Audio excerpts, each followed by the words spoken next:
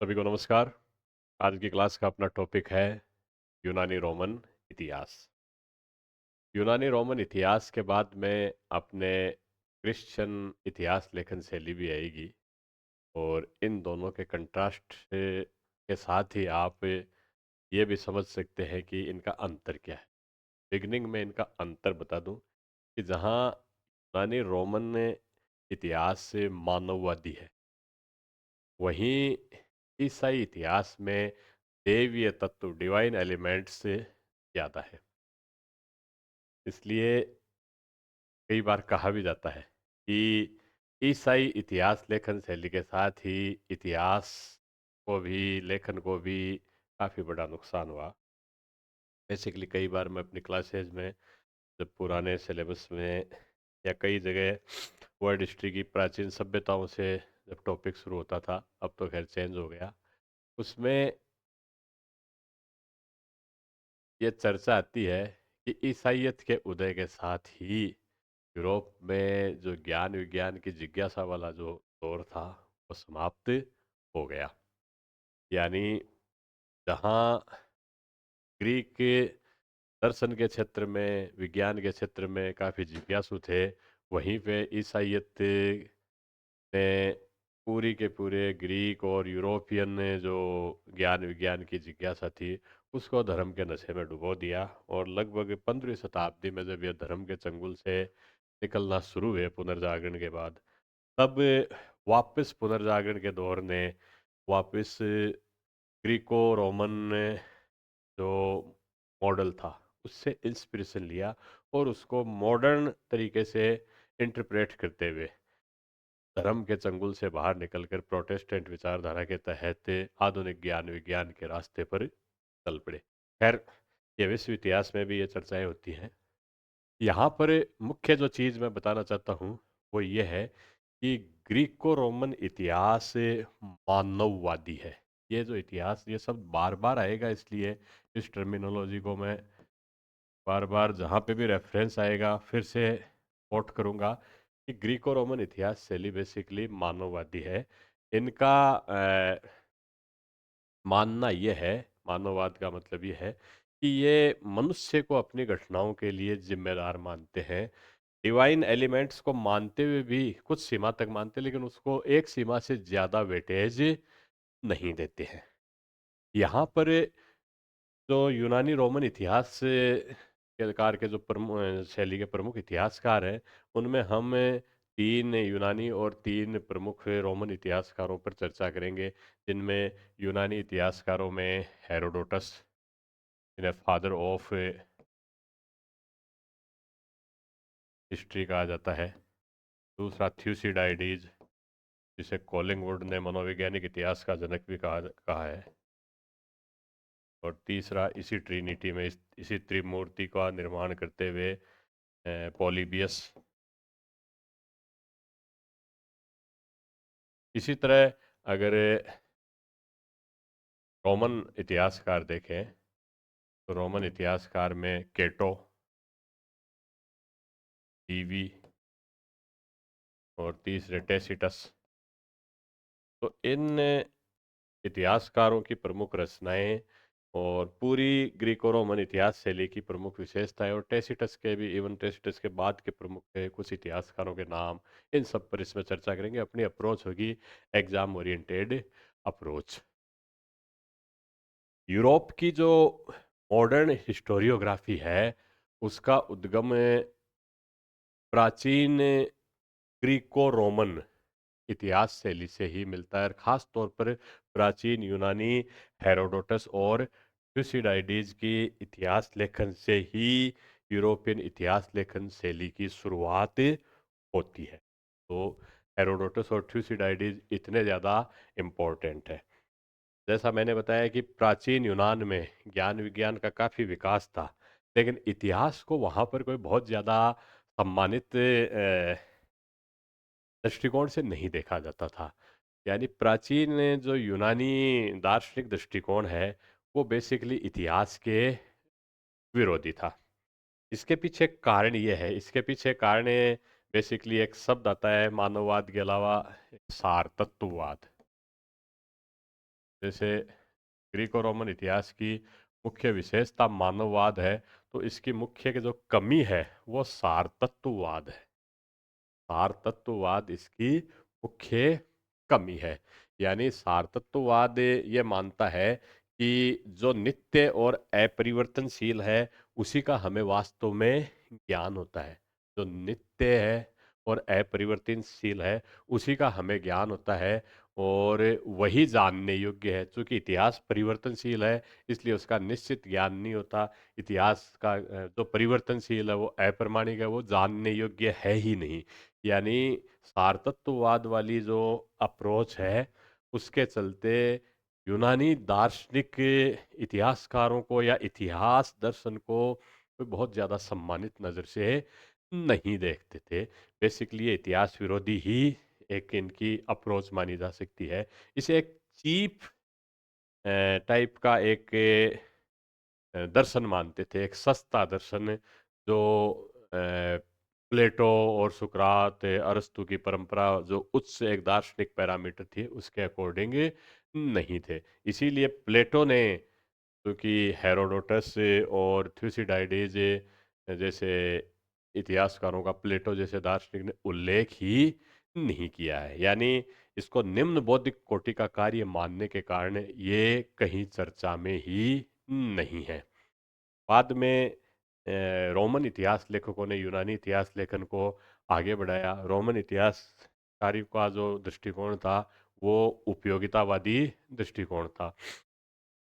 तो यूनानी इतिहास लेखन है, ये इतिहास को एक शैक्षिक उद्देश्य यानी शैक्षणिक उद्देश्यों की प्राप्ति के लिए उपयोगी मानते थे। इसकी नेचर को उपदेशात्मक मानते थे। तो यहाँ इसके जो मुख्य विशेषता है वो है मानववाद।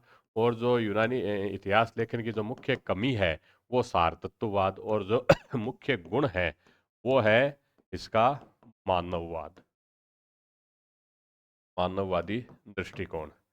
तो ये दो इसके गुण दोषों को दृष्टिगत रखते हुए हम इस ग्रीको रोमन इतिहास शैली में आगे बढ़ेंगे। सारतत्ववाद को मैं फिर से बता दूं कि सारतत्ववाद वो मान के अकॉर्डिंग जैसे ग्रीक दार्शनिक ये मानते थे कि जो कुछ भी स्थायी है वही जानने योग्य है। जो कुछ स्थायी है, नित्य है, अपरिवर्तनशील है उसी का ही वास्तविक ज्ञान होता है। क्योंकि इतिहास में तो मनुष्य के द्वारा की जाने वाली घटनाएं जो नित्य है, जो अनित्य है, परिवर्तनशील है, ऐसी घटनाएं हैं। इसलिए इन चीज़ों का कोई महत्वपूर्ण ज्ञान हमें प्राप्त करने का प्रयास नहीं करना चाहिए। इसलिए प्राचीन यूनानी दर्शन में इतिहास को वो स्थान नहीं मिल पाया। लेकिन फिर भी यूनान से ही इतिहास की शुरुआत हुई है। आधुनिक जो यूरोपियन हिस्टोरियोग्राफी है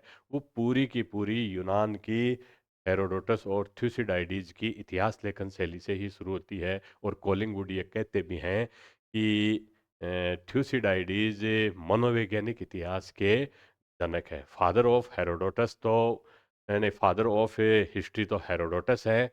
और फादर ऑफ साइकोलॉजिकल हिस्ट्री वो थ्यूसिडाइडीज को माना जाता है। यहाँ पर थ्यूसिड हेरोडोटस ने जहाँ क्या है इसके ऊपर ज़्यादा बल दिया। थ्यूसिडाइडीज की जो बेसिक थीम थी वो क्यों और कैसे के ऊपर भी इन्होंने पूरी तरह से रिसर्च किया। तो अब हम पहले दार्शनिक या पहले इतिहासकार हेरोडोटस से शुरू होते हैं। हेरोडोटस से लगभग 5वीं शताब्दी ईस्वी पूर्व था। इसका जो कार्यकाल या जीवन काल लगभग सुकरात के समकालीन हम इसको मान सकते हैं। हेरोडोटस ये 484 ईस्वी पूर्व से लेकर 430 ईस्वी पूर्व तक इसका जीवन काल माना जाता है। 484 BC से 430।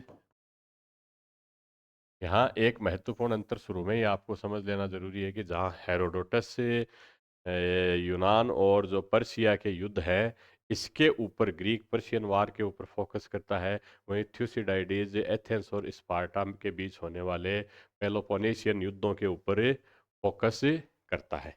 अब हेरोडोटस की जो खास बात कि इन्हें इतिहास का जनक माना जाता है। इतिहास का जनक माना जाता है। अगर मनोवैज्ञानिक इतिहास का जनक आए तो वो थ्यूसिडाइडीज होगा। इनके ग्रंथ का नाम है हिस्टोरिका। हिस्टोरिका। और इसी से बाद में हिस्ट्री शब्द की भी उत्पत्ति हुई है। हिस्ट्री का अर्थ है अन्वेषण, इतिहास या जांच पड़ताल। इसके इन्होंने हिस्ट्री किस शब्द में काम में लिया? अन्वेषण या जांच पड़ताल। जांच पड़ताल के सेंस में इन्होंने हिस्ट्री शब्द को काम में लिया है। हेरोडोटस का मुख्य उद्देश्य ये था कि यूनानियों और पर्शियनों के बीच के जो महान कार्य है उनको भावी पीढ़ी के लिए सुरक्षित रखा जाए। यानी यूनानियों व पर्शियनों के महान कार्य भावी पीढ़ी के लिए सुरक्षित रखना। भावी पीढ़ी के लिए सुरक्षित रखना, यह हेरोडोटस का मूल उद्देश्य था।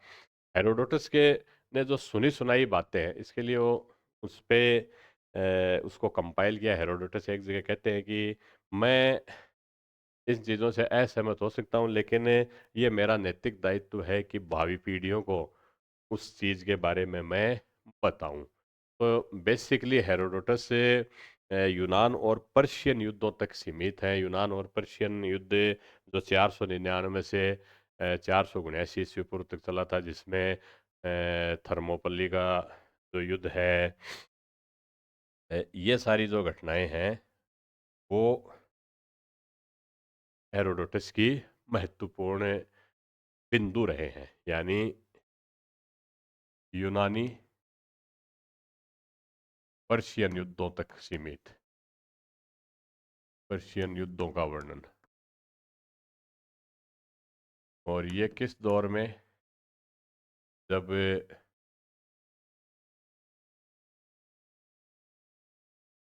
499 बीसी से 479 बीसी, इस दौरान जो युद्ध हुए हैं जिसमें थर्मोपल्ली का युद्ध, इस तरह के युद्ध प्रमुख हुए थे, इनके बारे में भावी पीढ़ियों को बताना इनका मुख्य उद्देश्य था। हेरोडोटस को पर्शियन युद्धों का होमर भी कहा जाता है। और हेरोडोटस की जो रचनाएं, एक शॉर्टवेल नामक विद्वान है, उन्होंने कहा है, शॉर्टवेल, कि पर्शियन युद्धों के होमर, पर्शियन युद्धों के होमर। शॉर्टवेल ने हेरोडोटस को पर्शियन युद्धों का होमर कहा है। इनकी जो रचना है, कि जो रचना के 9 भाग हैं। और इनका दृष्टिकोण, जैसे अगर ओवरऑल इनका दृष्टिकोण आए तो वो दृष्टिकोण हमें मानववादी बताना है। यानी रचना के 9 भाग हैं। इनका लेखन कैसा है? मानववादी। ये बार बार आएगा, मानववादी। मानववादी होने का तात्पर्य ये है कि मनुष्य अपनी गतिविधियों के लिए स्वयं जिम्मेदार है। यहाँ पर कोई डिवाइन एलिमेंट नहीं है, और है तो उसको बहुत ज़्यादा प्रोपोर्शन में शो नहीं किया गया है, उतना ज़्यादा वेटेज नहीं दिया गया है। हेरोडोटस इतिहास की केवल कहानी नहीं कहता, बल्कि इतिहास के जो अतीत में जो सत्य घटनाएं हैं उनके बारे में भी जानने की कोशिश करता है, सत्य को खोज करने की कोशिश करता है। और अ, लेकिन फिर भी इसका जो स्रोत हुआ करता था वो सुनी सुनाई बातों पे हुआ करता था, दूर दराज की घटनाओं पे। जिसने जहाँ से लोगों से उसने सुना, उन चीज़ों के बारे में उन्होंने लिखा। और हेरोडोटस से ये कहते हैं कि जो उसने कहा कि जो कहा गया है उसे बताना मेरा दायित्व है, लेकिन उसे मानने के लिए मैं बाध्य नहीं हूँ। तो हेरोडोटस की एक प्रमुख कोटेशन के रूप में भी आ सकता है। ये परीक्षा में प्रश्न आ सकता है कि ये किसने कहा, कि जो कहा जाता है उसे बताना मेरा दायित्व है, लेकिन उसे मानने के लिए मैं बाध्य नहीं हूँ। ये हेरोडोटस ने कहा है। क्या कहा है? जो कहा जाता है उसे बताना मेरा दायित्व है। जो कहा जाता है उसे बताना मेरा दायित्व है। दायित्व है, लेकिन उसे मानने के लिए मैं बाध्य नहीं। बाध्य नहीं। तो इससे एक चीज़ और क्लियर होती है कि हेरोडोटस के जो इतिहासकार, इतिहास के जो स्रोत थे, वो केवल और केवल सुनी सुनाई घटनाओं पे या प्रत्यक्ष अनुभव पर आधारित थे। स्रोत वाली विधि हेरोडोटस के इतिहास लेखन में नहीं है। हालांकि हेरोडोटस केवल अतीत की घटनाओं का वर्णन ही नहीं करता, बल्कि वो ये जानने की कोशिश भी करता है कि घटनाएं किसी पर्टिकुलर रूप में, इस रूप में क्यों घटित हुई है। वो केवल वर्णन ही नहीं करता, ये जानने की कोशिश करता है। और अतीत की घटनाओं को केवल वो देवीय इच्छा नहीं मानता। देवीय इच्छा नहीं मानता, इसलिए इनका जो नजरिया है वो कैसा है? मानववादी है। देवी हस्तक्षेप के स्थान पर वह मनुष्य के कर्म और चरित्र को महत्व देता है। यानी मानववादी क्यों है? मनुष्य के कर्म और चरित्र को महत्व, कर्म व चरित्र को महत्व देता है, और देवीय घटनाओं को बहुत ज्यादा वेटेज नहीं देता है। एच बार्न्स हैं, एक प्रसिद्ध इतिहासकार, हिस्टोरियोग्राफी के। वो मानते हैं कि हेरोडोटस इस तरह का एक पहला लेखक माना जा सकता है। हेरोडोटस पहला लेखक था जो ये मानता था कि इतिहासकार का काम मनुष्य के पिछले जीवन को पुनर्निर्मित करना है। तो ये बेसिकली हेरोडोटस से संबंधित एक ब्रीफ एग्जाम ओरिएंटेड इंफॉर्मेशन है। नेक्स्ट इतिहासकार है थ्यूसिडाइडीज, जो लगभग 460 ईस्वी पूर्व से लेकर 396 ईस्वी पूर्व तक इनका जीवन काल रहा है। थ्यूसिडाइडीज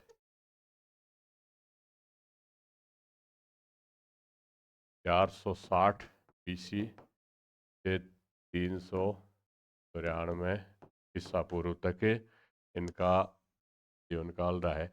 जहाँ हेरोडोटस ने ग्रीक और पर्शियन युद्धों के बारे में लिखा, इन्होंने पेलोपोनेशियन वार्स के बारे में लिखा है। और इनको वैज्ञानिक इतिहास पद्धति का भी जनक कहा जाता है। पेलोपोनेशियन वार बेसिकली 431 ईस्वी पूर्व से लेकर 404 ईस्वी पूर्व तक एथेंस और स्पार्टा के बीच में हुए थे। तो इन युद्धों का बेसिक इन्होंने वर्णन किया है। तो ये मनोवैज्ञानिक इतिहास के जनक माने जाते हैं।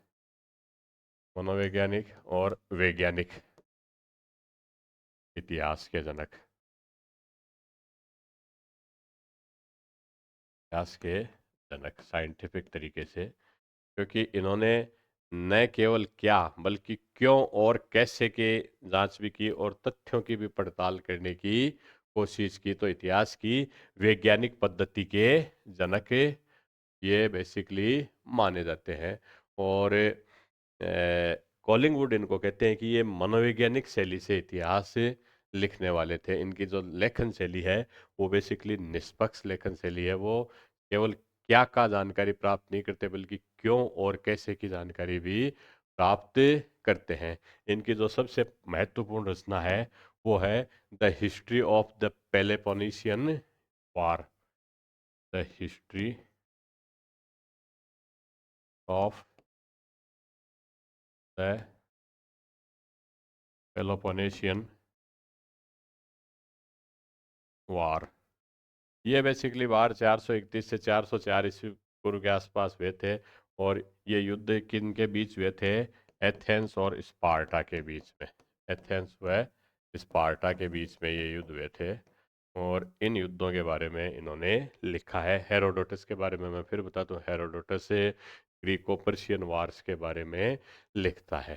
तो इन दोनों का एक इतिहास लेखन का अपना अपना क्राइटेरिया है। इनकी जो पुस्तक है वो 8 भागों में विभाजित है, और 411 ईस्वी पूर्व के आसपास इनका इतिहास लेखन अचानक जो समाप्त 8वीं पुस्तक अचानक समाप्त हो जाती है। तो इनका जो इतिहास लेखन कहाँ तक है, 411 ईस्वी पूर्व तक लिखा है। पेलोपोनेशियन युद्ध तो बाद तक भी चलते रहे, लेकिन उन्होंने 411 ईस्वी पूर्व तक लिखा है। और इनकी जो 8वीं पुस्तक है, ये लेखन इनकी जो ये किताब है हिस्ट्री ऑफ पेलोपोनेशियन वार, इसके 8 भाग हैं। और यहाँ पर 8वां भाग अचानक समाप्त हो जाता है, अचानक समाप्त हो जाता है। अब ये किस कारण से होता है, क्योंकि इसके बाद में भी ये जीवित रहे थे। ये 460 से 396 ईस्वी पूर्व तक माना जाता है। हालांकि इनकी मृत्यु से संबंधित कुछ विवाद जरूर हैं। थ्यूसिडाइडिस के अनुसार जो घटनाएं हैं, अ, अ, वो राज्य व राज्यों के स्वभाव व जो से ज़्यादा महत्वपूर्ण है। तो राज्य व राज्यों के स्वभाव से ज़्यादा महत्वपूर्ण और चरित्र व्यक्तियों से ज़्यादा महत्वपूर्ण है। तो इनकी जो बेसिक जो थीम है, वो ये मानते हैं कि घटनाएं राज्य से ज़्यादा महत्वपूर्ण है और चरित्र व्यक्ति से ज़्यादा महत्वपूर्ण है। घटनाएं राज्य से ज़्यादा महत्वपूर्ण है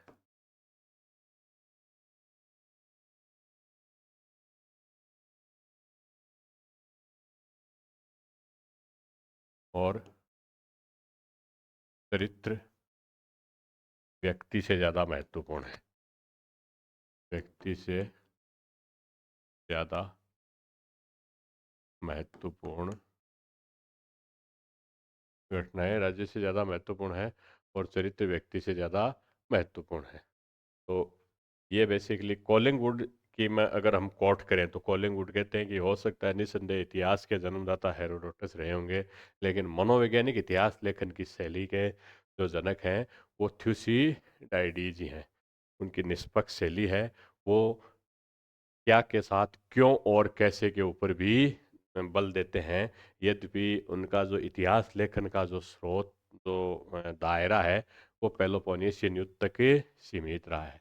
तो ये क्या के साथ क्यों व कैसे पर बल देते हैं। और ख़ास तौर पर कॉलिंगवुड की जो कोटेशन है वो आप याद रखना। कॉलिंगवुड तो ये कहते हैं कि समस्त इतिहास विचारों का इतिहास है। कि हाँ, वही कॉलिंगवुड, तो डिल थे क्रोचे और कॉलिंगवुड के साथ एक आदर्शवादी परंपरा की ट्रिनिटी बनती है, वही कॉलिंगवुड ये कहते हैं। और ब्रिटिश इतिहास हिस्टोरियोग्राफी के लेखक में हैं, ये कहते हैं कि ये मनोवैज्ञानिक इतिहास के जनक हैं। यानी थ्यूसिडाइडीज मनोवैज्ञानिक इतिहास के जनक हैं, मनोवैज्ञानिक इतिहास के जनक हैं। अब जो नेक्स्ट इतिहासकार आते हैं वो आते हैं पोलिबियस।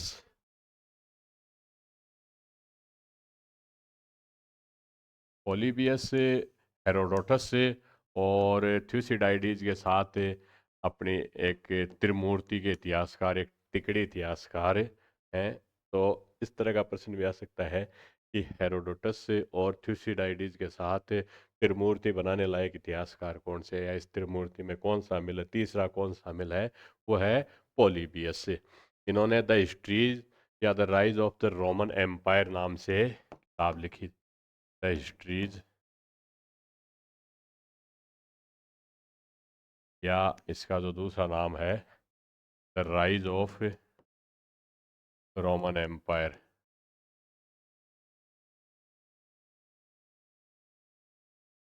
सीरीज या the rise of Roman empire नामक पुस्तक लिखी। इसमें रोमन साम्राज्य का 220 ईस्वी पूर्व से लेकर 146 ईस्वी पूर्व तक का इतिहास है। 220 BC to 146 BC। It has history of Roman Empire from 220 BC to 146 BC। ये पुस्तक 40 पार्ट्स में बटी हुई है, लेकिन अनफॉर्चुनेटली इसके 5 भाग ही सुरक्षित हैं। तो पुस्तक के 40 भाग हैं, जिनमें से out of each only 5 are preserved so far, इन जिनमें से केवल 5 ही सुरक्षित है। 5 ही सुरक्षित हैं। The remaining 35 parts are destroyed और ओब्लिटरेटेड, पूरे समाप्त हो चुके हैं, मिले नहीं हैं। 5 भाग ही इसमें सुरक्षित है। पोलिबियस के अनुसार इतिहास का जो अध्ययन है राजनीति की सुदृढ़ शिक्षा और प्रशिक्षण का आधार है। इतिहास किसके लिए चाहिए? राजनीति की शिक्षा और प्रशिक्षण का आधार के लिए। इतिहास राजनीति की शिक्षा व प्रशिक्षण का आधार है। प्रशिक्षण का आधार है। ये पोलिबियस का बेसिकली मानना था। और इसका जो बेसिक उद्देश्य है ये अपने पाठकों को शिक्षित ही करना था। बेसिकली पोलिबियस ये मानते थे कि इतिहासकार को एग्जिजरेशन या अतिरंजना से बचना चाहिए। तो इतिहास का उद्देश्य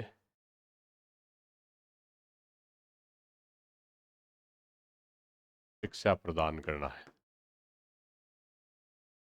शिक्षा प्रदान करना है। इनका ये भी मानना था कि इतिहासकार को अतिरंजना से बचना चाहिए। बचना चाहिए। तो जैसा है सटीक वैसा ही बताया जाना चाहिए, अतिरंजना से बचना चाहिए। पोलिबियस इतिहास में नियति की भूमिका को स्वीकार करते हैं और नियति को ये मानते हैं कि नियति आकस्मिक घटनाओं की व्याख्या के लिए एक अति मानवीय विधान है। तो यहाँ पर महत्वपूर्ण ये चीज़ भी है, इतिहास में नियति की भूमिका को स्वीकार करते हैं। यानी कुछ घटनाएं जिनकी हम एक्सप्लेनेशन नहीं कर सकते अपने लॉजिक के आधार पे, उनका हम अति मानवीय एक एक्सप्लेनेशन करते हैं। उसी का नाम ही नियति है। Super human explanation of the events which are beyond our understanding. उन चीज़ों को एक्सप्लेन करने के लिए वो नियति को भूमिका को स्वीकार करते हैं। और नियति को महत्व देना एक इनके दर्शन की विचित्रता भी है, लेकिन एक कंसेप्ट की चीज़ है कि पॉलीबियस नियति की भूमिका को स्वीकार करते हैं। यानी यहाँ पर देवीय तत्व को थोड़ा सा इन्होंने वेटेज दिया, जो कि ग्रीको रोमन इतिहास शैली में थोड़ा सा ओड है। सामान्यतः ये स्वीकार्य नहीं है।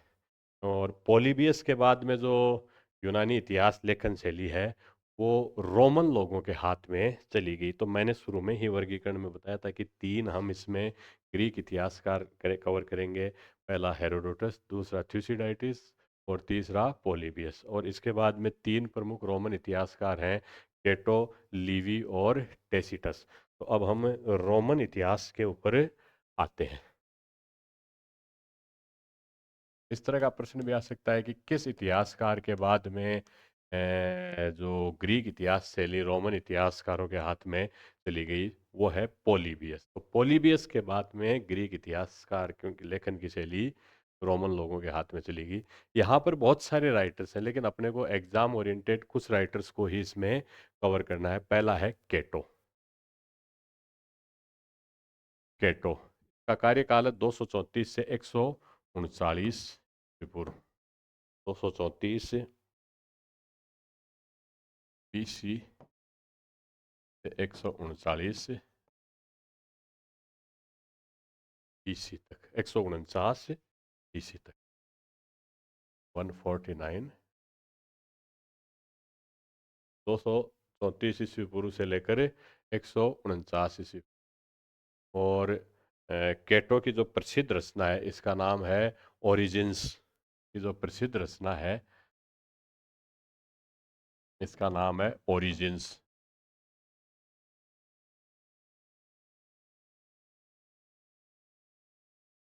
ओरिजिन्स। केटो के अनुसार जो इतिहास का जो मुख्य उद्देश्य है वो अपने नागरिकों में देशभक्ति की भावना बढ़ना, उनको मॉरली एजुकेट करना और युवाओं में चरित्र निर्माण करना, ये इनके लिए प्रमुख चीज़ थी। तो इतिहास का उद्देश्य क्या है? इतिहास का उद्देश्य देशभक्ति की भावना विकसित करना, देशभक्ति की भावना, नैतिकता और चरित्र निर्माण, ये इतिहास का प्लेटो के अनुसार मुख्य उद्देश्य है। यानी यहाँ पर जो बेसिक उद्देश्य इतिहास का उपदेशात्मक टाइप का उद्देश्य हो गया। और केटो के अनुसार रोम युद्ध में के जो युद्ध हैं वो आम लोगों ने जीते, लेकिन इसका श्रेय सेनापतियों को दिया गया जो कि अनुचित था। तो ये भी कहते हैं कि रोमन युद्ध आम सैनिकों ने जीते, लेकिन जो क्रेडिट है वो जनरल्स को ले दे दिया गया, सैनिकों ने जीते लेकिन उनका श्रेय सेना नायकों को देना गलत है।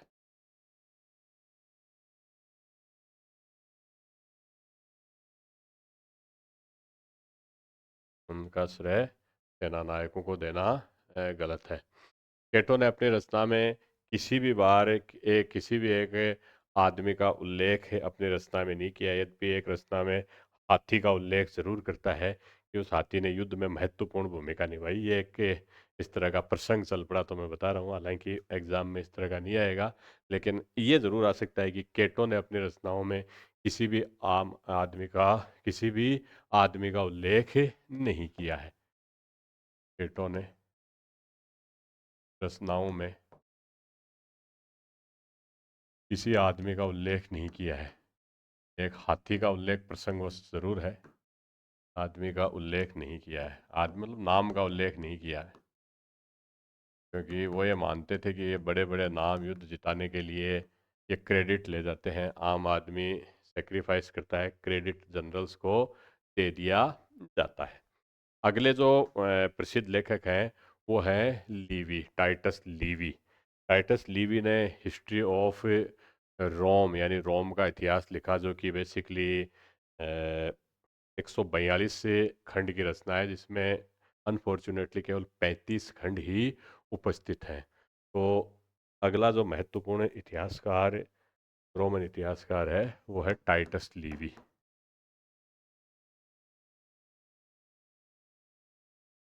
और लीवी का जो जन्म काल है, जीवन काल है, वो 59 ईस्वी पूर्व से लेकर 17 ईस्वी तक ये रहे। 59 BC से 17 AD ईस्वी तक इनकी ये रोमन इतिहासकार थे। और इन्होंने 29 ईस्वी पूर्व में रोम का इतिहास लिखना शुरू किया। 29 BC में रोम का इतिहास लिखना शुरू किया। ये इनका मैग्नम ओपस या सबसे महत्वपूर्ण रचना है, इतिहास लिखना शुरू किया।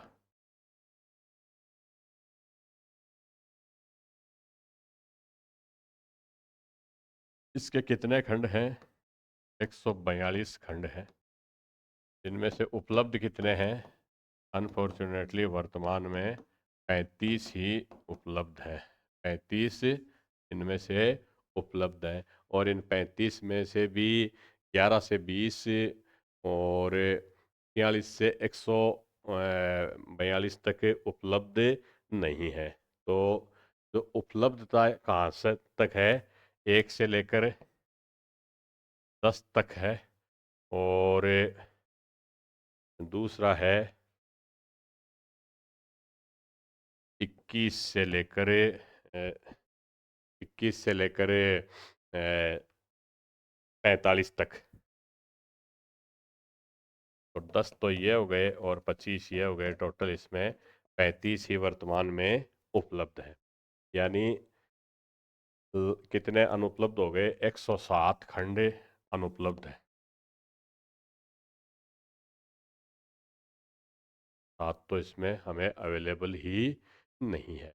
हिस्ट्री ऑफ रोम 753 ईस्वी पूर्व, जब टाइबर नदी के किनारे रोम की स्थापना हुई थी, वहां से लेकर इसमें 9 ईस्वी तक का रोम का इतिहास लिखा है। लेकिन इसकी खास बात यह है कि ये केवल रोम के इतिहास और कुछ सीमा तक इटली का इतिहास ही लिखा है, बाकी अन्य सभ्यताओं का इसमें इतिहास नहीं है।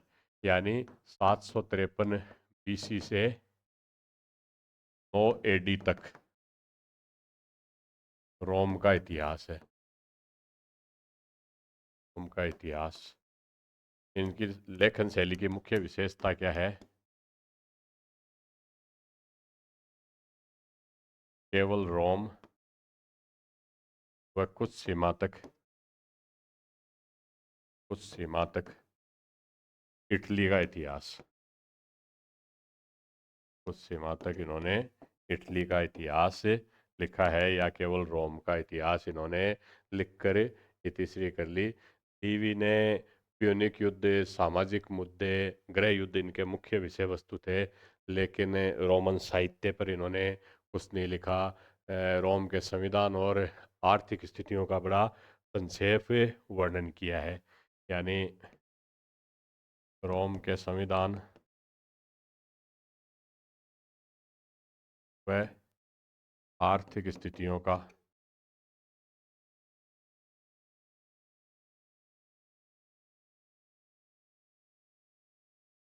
संक्षेप वर्णन।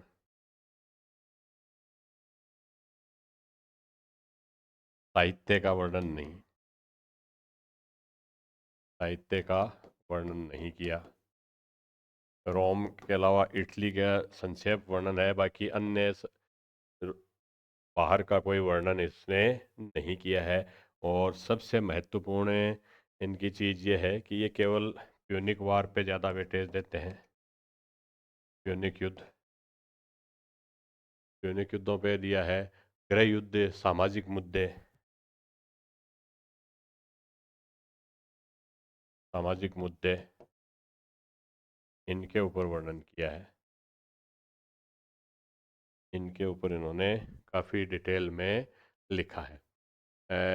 ये जैसा कि इनका समय है, इस समय रोम के सम्राट थे जूलियस सीजर के उत्तराधिकारी ऑगस्टस सीजर। तो ऑगस्टस सीजर के समकालीन थे। ऑगस्टस सीजर के समकालीन। और ऑगस्टस सीजर ने लीवी को अपने पुत्र क्लॉडियस का शिक्षक भी नियुक्त किया था। ऑगस्टस ने लीवी को अपने पुत्र क्लॉडियस का शिक्षक नियुक्त किया। शिक्षक बनाया, शिक्षक नियुक्त बेसिकली किया था। लीवी का राजनीति और शासन से कोई बहुत ज़्यादा संबंध नहीं था। लीवी की गतिविधियों में लीवी मतलब राज्य की गतिविधियों में कोई इन्वॉल्वमेंट भी नहीं शो करते हैं। और लीवी का जो पॉलिटिकल इन्वॉल्वमेंट न होने के कारण इनकी जो इतिहास लेखन की शैली है, वो बेसिकली एक मॉरल प्रीचिंग, एक नैतिक इतिहास या एक इसका जो नैतिक उद्देश्यपूर्ण या नैतिक दृष्टिकोण प्रधान इनकी शैली हो जाती है। यानी राजनीतिक घटनाओं से अप्रभावित इनका इतिहास से लेखन बेसिकली रहा है। राज्य की गतिविधियों में ये शामिल नहीं थे, और राजकीय दस्तावेज उनकी पहुंच से भी बाहर थे। इसलिए ये बेसिकली नैतिक दृष्टिकोण वाला इतिहास लिखते हैं। उपदेशात्मक शैली पे ही आ जाते हैं। नैतिक दृष्टिकोण वाला इतिहास इनका रहा है। ये कुछ लीवी से संबंधित इम्पोर्टेंट कंसेप्ट जो समझने वाली चीज़ के बारे में मानी जा सकती है। अ, लीवी ये कहते हैं कि इतिहास का सबसे बड़ा फायदा ये है कि इतिहास अनुभवों का असीमित या असीम खजाना है। इतिहास अनुभवों का असीम खजाना है। इतिहास अनुभवों का असीम खजाना है। और लीवी के लिए ऐतिहासिक तथ्यता से ज़्यादा महत्वपूर्ण ये था कि ऐतिहासिक घटनाओं का मानव चरित्र पर क्या प्रभाव पड़ता है। इसलिए लीवी ने तथ्यों की सत्यता पर ज़्यादा बल नहीं दिया, न स्रोतों की जांच पड़ताल की, बल्कि एक मोरल एजुकेशन के एस्पेक्ट पर ज़्यादा बल दिया है। तो ये भी इसमें कंसेप्ट की चीज़ है। लीवी ने तथ्यों की सत्यता व पड़ताल के स्थान पर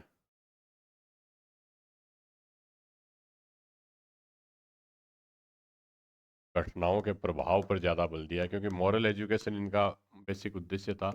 घटनाओं के प्रभाव पर ज़्यादा बल दिया। ये जो चीज़ है कंसेप्ट से संबंधित है। एक बार ये चीज़ समझ में आ गई तो इससे रिलेटेड चाहे 50 तरह के क्वेश्चन लैंग्वेज में घुमा के पूछ तो आपको समझ में आ जाएंगी। तो उसने तथ्यों की, स्रोतों की कोई जांच पड़ताल ज़्यादा नहीं की, बल्कि घटनाओं का मानव चरित्र के निर्माण पर क्या प्रभाव पड़ता है, उसकी मॉरल एजुकेशन क्या हो सकती है, वो ज़्यादा महत्वपूर्ण है।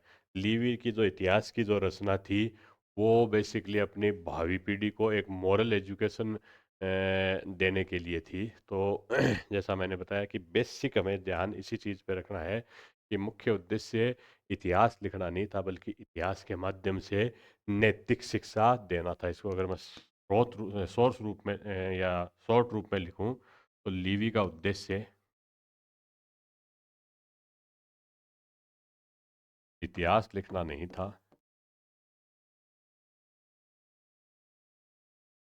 नहीं था, बल्कि नैतिक शिक्षा देना था। अब इस शॉर्ट लाइन से आपको पूरी कंसेप्ट समझ में आ जाएगी। नैतिक शिक्षा देना था, ये इम्पोर्टेंट चीज़ है। अब इसके बेसिस पे आप कैसे भी क्वेश्चन को सॉल्व कर सकते हो। विल ड्यूरा ये कहता है कि जहाँ पर पॉलीबियस से ये मानते हैं कि रोम के जो सरकार के स्वरूप के कारण रोमन साम्राज्य की विजय हुई, वहीं लीवी ये मानते हैं कि रोमन चरित्र रोमन साम्राज्य के निर्माण में और रोमन लोगों के युद्ध में विजय का प्रमुख कारण था। तो जैसा मैंने बताया कि ये ऐतिहासिक घटनाओं के माध्यम से इतिहास का जो मुख्य उद्देश्य क्या मानते हैं, लोगों में ग्रीको रोमन इतिहास की बेसिक विशेषता ये रही है कि कैसे लोगों में चरित्र, राष्ट्र प्रेम, देशभक्ति, इस तरह की भावनाएं भरी जाए। तो यहाँ पर विल ड्यूरा की ये जो कंसेप्ट है या जो कोटेशन है वो भी इम्पोर्टेंट है कि पोलिबियस ने रोम के जो गवर्नमेंट का जो स्ट्रक्चर था, स्वरूप था, उसको रोमन साम्राज्य की विजय के लिए उत्तरदायी माना। पॉलीबियस ये कहते हैं कि रोमन साम्राज्य सरवाइव इसलिए करा, एक्सपेंशन उसका इसलिए हुआ कि सरकार का स्वरूप तात्कालिक परिस्थितियों में सबसे एडवांस्ड था। जबकि लीवी कहते हैं कि लोगों का चरित्र इतना बढ़िया था, इसके कारण एक बड़े साम्राज्य का निर्माण हुआ। तो लीवी का इतिहास दर्शन भी वैसा ही मानववादी है। इतिहास का मुख्य कार्य मनुष्य की क्रियाओं का चित्रण करना है। मनुष्य की क्रियाओं का चित्रण करना है। अब अगले जो इतिहासकार हैं वो आते हैं टेसिटस। टेसिटस और टेसिटस का जो जीवन काल है वो 55 से लेकर 120 ईस्वी तक। 55 ईस्वी से 120 ईस्वी तक इनका जीवन काल रहा है। और इनका पूरा नाम कार्नेलियन टेसिटस था और ये बेसिकली फ्रांस में जन्मे थे। का जन्म फ्रांस में, फ्रांस को उस समय गाल कहा जाता था, फ्रांस में इनका जन्म हुआ। लेकिन ये रोमन इतिहासकार माने जाते हैं। उनका इतिहास का स्रोत, जहाँ लीवी के पास कोई प्राइमरी सोर्स नहीं थे, राजनीतिक घटनाओं पे इतनी प्रोमिनेंट पोस्ट पे होते हुए भी, जब क्लॉडियस के शिक्षक थे, ऑगस्टस के विश्वसनीय थे, फिर भी उन्होंने कभी लीवी ने स्रोत के मूल तक जाके उनकी पड़ताल करने की कोई जहमत नहीं उठाई। वहीं टेसिटस है, उनके इतिहास के स्रोत सीनेट के जो मूल स्रोत हैं, सीनेट के अधिनियम है, प्राचीन परंपराओं की, जो प्राचीन वंशों जो परिवार हैं उनकी परंपराएं हैं, राजाज्ञाएं हैं, भाषण पत्र, मूल स्रोतों के ऊपर टेसिटस का इतिहास आधारित है। तो इसके स्रोत क्या है? भाषण, राजाज्ञाएं,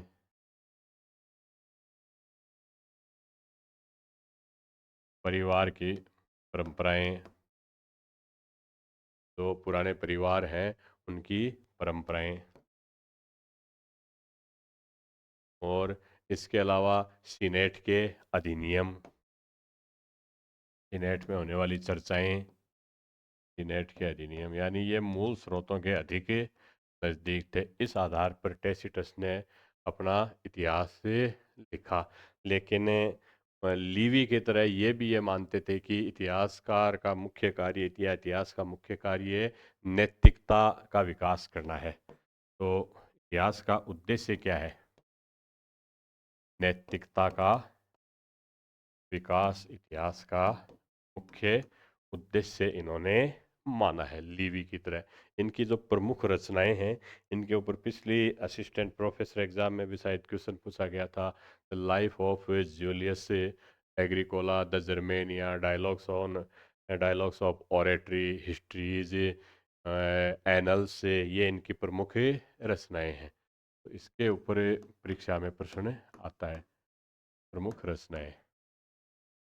बाकी इनके कालक्रम से संबंधित भी प्रश्न आ सकते हैं। कालक्रम के संदर्भ में अगर हम देखें तो केटो पहले हैं, इसके बाद में लीवी हैं, इसके बाद में टेसिटस हैं। तो इसकी कालक्रम से संबंधित इस तरह के प्रश्न भी पूछे जा सकते हैं। तो पहली जिनकी जो रचना है, the life of Julius Agricola, the life of Julius Agricola,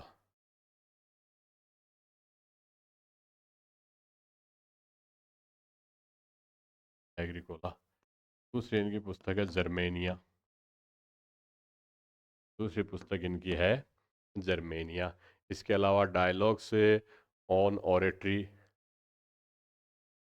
dialogues on oratory, oratory होती है भाषण देने की जो कला है, उसको ऑरेटरी कहा जाता है। इसके अलावा हिस्ट्रीज और एनल्स, हिस्ट्रीज और एनल्स, ये इनकी प्रसिद्ध रचनाएं हैं, जिसमें से हिस्ट्रीज 16 या 18 भागों में थी। ऐसा माना जाता है कि ये या तो इसके 16 भाग थे या 18 भाग थे, लेकिन अभी 12 ही इसमें से बचे हैं। इनमें से अभी केवल हमारे पास 12 भाग ही इसमें अवेलेबल हैं। और ये फ्लेवियन राजवंश का इतिहास है, हिस्ट्रीज फ्लेवियन राजवंश, राजवंश का इतिहास है। जबकि एनल्स है, ये जूलियन राजवंश का इतिहास है। इसके भी जो, अच्छा, एनल्स के 16 या 18 भाग बचे हैं, 18 भाग थे। इसके बेसिकली 12 या इसके जो थे 14 भाग बचे थे के, 14 या 12 भाग थे, जिसमें से 4 भाग ही बचे हैं, 4 ही बचे।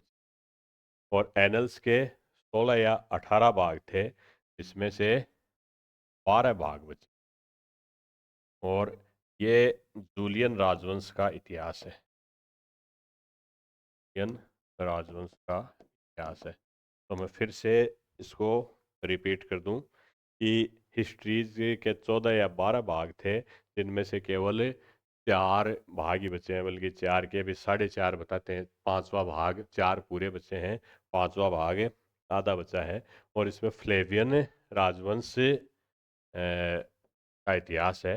और जो एनल्स है, ये बेसिकली 16 या 18 भाग थे, इनमें से केवल 12 भाग बचे हैं। और ये जूलियन राजवंश का इतिहास है। टैसिटस की कुछ प्रसिद्ध कोटेशन से इम्पोर्टेंट है। इसको थोड़ा सा आप कर लेना, इसको कवर, क्योंकि ये इतनी फैक्चुअल डिटेल्स हैं। कई बार मूल स्रोत पे, सामने नोट्स पे नज़र हटते ही, इधर उधर फिसलते ही गलती हो जाती है। इनकी जो फेमस कोटेशंस हैं, इनकी कोटेशंस ये हैं कि जितना भ्रष्ट राज्य होगा, उतने ज़्यादा कानून होंगे। ये किसका कथन है? टैसिटस का।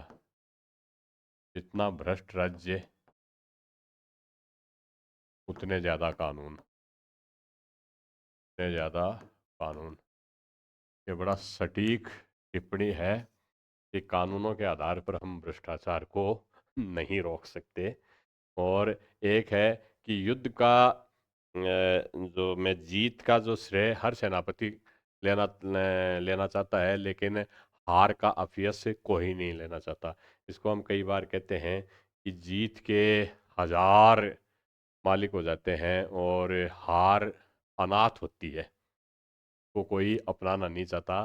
तो जीत का श्रेय हर सेनापति लेना चाहता है, लेकिन हार का अपयश कोई नहीं लेना चाहता। जीत का श्रेय हर सेनापति लेना चाहता है,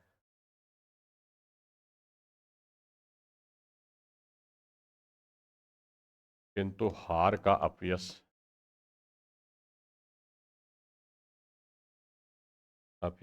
कोई नहीं, कोई नहीं लेना चाहता। हार का अपयश कोई नहीं लेना चाहता।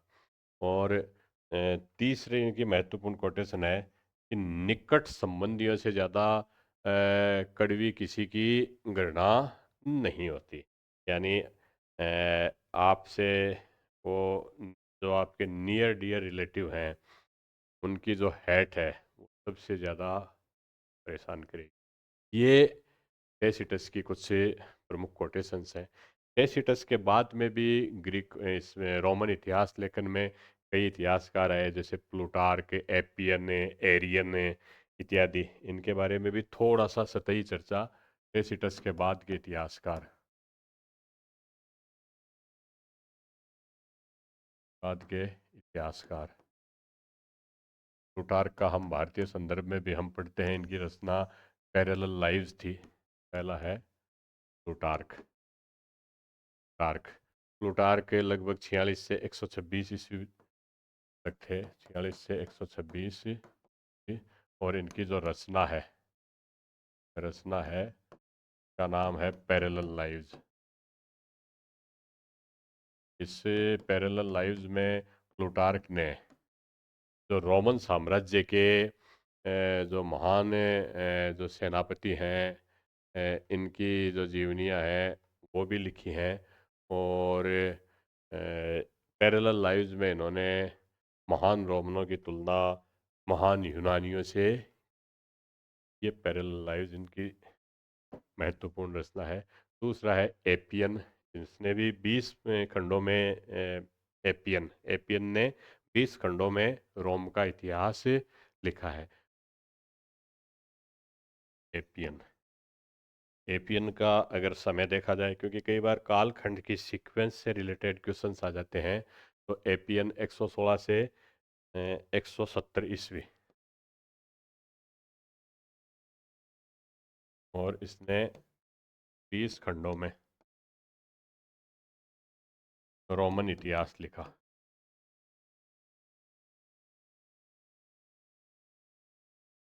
20 खंडों में रोमन इतिहास लिखा।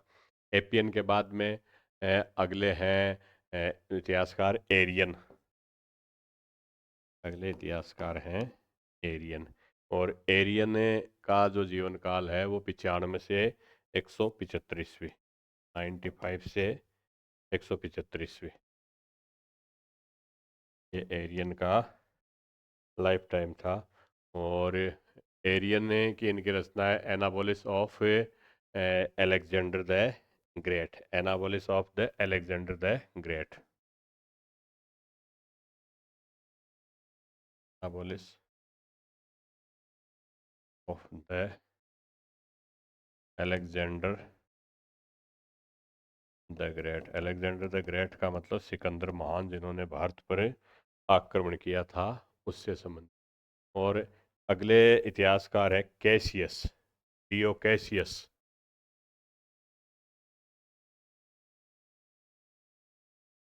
Deo Cassius. डियो कैसियस से लगभग 155 से 235 ईस्वी तक। ये वो समय मैं इसलिए लिखा रहा हूँ कि कई बार इनकी क्रोनोलॉजिकल सीक्वेंस से कौन से पुराने से नए तक आगे तक बढ़ते क्रम में बताइए। तो इन्होंने रोमन हिस्ट्री लिखी जिसमें कुल 80 भाग थे। ने 80 भाग में रोमन इतिहास लिखा। रोमन इतिहास लिखा। और तो प्रसिद्ध वाक्य ऑगस्टस का माना जाता है कि मैंने रोम को ईंट का बना हुआ पाया था और उसे संगमरमर का बनाकर छोड़ के जा रहा हूँ। ये कैसियस का ही कथन था कि ऑगस्टस की मैं मिट्टी का बना हुआ यानी ईंट का बना हुआ रोम पाया और मैं इसको संगमरमर का बना के छोड़ के जा रहा हूँ। ये कैसियस का कथन है। तो ऑगस्टस का कथन कि मैंने रोम को ईंट यानी मिट्टी का बना पाया, मिट्टी का बना पाया और मैं इसे संगमरमर का बनाकर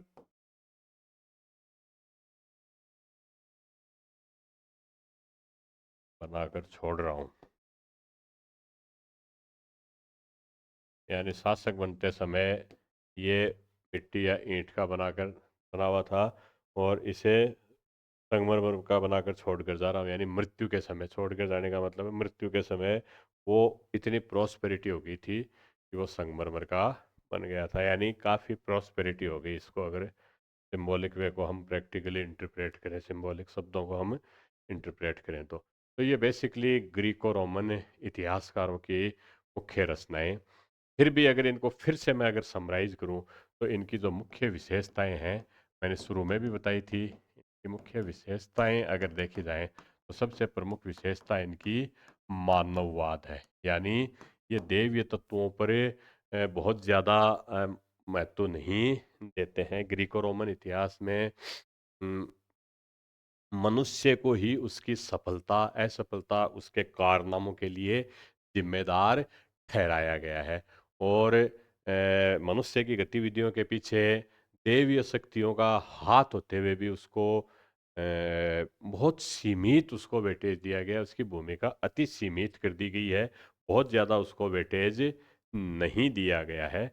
इसी चीज़ को मानववाद कहा जाता है। तो मानववाद इनका एक प्रमुख गुण था। और अगर इसकी जो कमी देखी जाए, इनकी विशेषताओं में गुण अवगुण दोनों ही आ जाएंगे। और अगर इसकी कमी देखी जाए तो मैंने शुरू में बताया था कि सार तत्ववाद इसकी प्रमुख कमी थी। और इसी मानववाद और सार तत्ववाद को समाप्त करते हुए बाद में ईसाई इतिहास लेखन शैली शुरू हुई। सार तत्ववाद का मैंने बताया था कि जो परिवर्तनशील है वो ज्ञान का विषय नहीं हो सकता। ऐतिहासिक की वो घटनाएं परिवर्तनशील है, इसलिए ग्रीक लोगों के अनुसार वो कोई अच्छे नॉलेज की विषय विषय वस्तु नहीं हो सकती थी। तो ये इनकी एक कमी है। और इसी कारण संभवतः प्लेटो, हेरोडोटस और थ्यूसिडाइडिस जैसे इतिहासकारों का उल्लेख करते भी नहीं है। इतिहास लेखन को वो एक निम्न कोटि का बौद्धिक विलास मानते थे।